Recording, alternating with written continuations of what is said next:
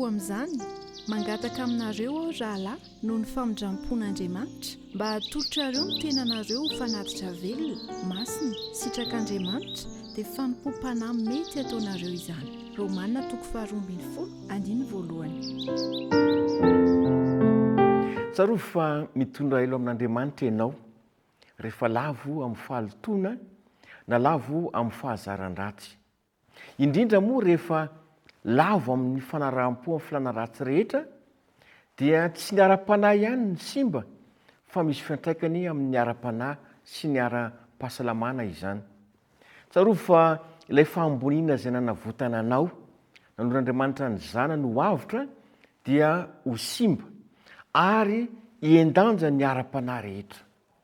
Ny tena olana dia izao ho tonga mpandresy Satana manomboka eo satria tonga osa sy marary ianao noho ny finanana ohatra na ny fanaranam-po ohatra amin'ny ratsy dia tsy afaka hanohitra ny fakapanahy ianao.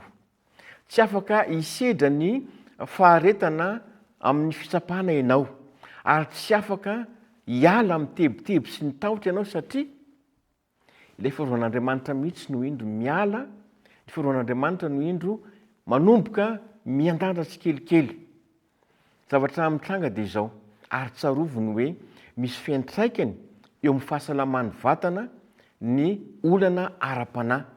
Ka raha toa ka misy olana amin'ny fahasalamantsika, misy olana amin'ny ara-panahintsika dia isy fiantraikany izany.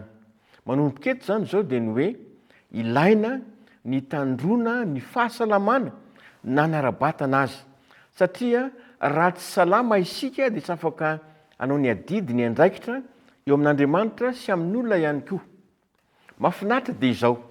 Ity misy fanalahidy ho anao ny amin'izany hitandrovana ny fahasalamana ara-batana sy ara-panahy izany dia ny hoe ilaina ny falanahoany amin'ny zavatra rehetra. Io mantsy no nalavon'olombelona, izany hoe ireo razambetsika taloha dia Adama sy Eva, dia io zany no mila fehezina, mila atao mihitsy izay hananana fahononana mikasika izany. Satria mantsy ilay fahamasinana teo aminy, ilay fiadana teo aminy dia niova fahoriana rehefa latsaka tamin'ny fahalotoana na nandikadidin'Andriamanitra izy mivady.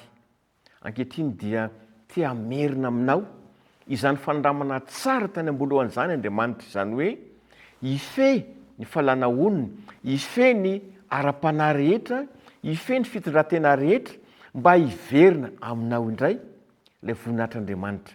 Hiverina aminao indray ilay famboniana tany ambony, hiverina aminao indray fa endrik'Andriamanitra mandeha ianao.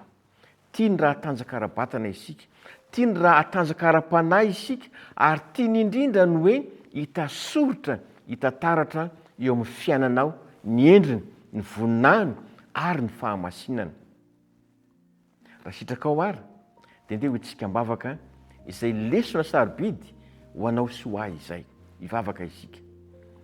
Saotra tompony amin'ity lesona androany ity izay nampafantatra anay fa nanao dingana ianao hanavitra anay, nanao dingana ianao hamonjy anay ho amin'ny fahalavona rehetra.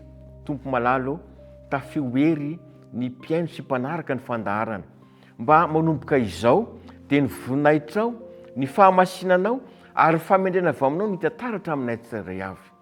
Koa toavy mandrakariva izany mba ianao no haneo hanome torohevitra ary hitazona mandrakariva fa zanakao izay tsirairay avy. Amin'ny anaran'i Jesosy. Amen.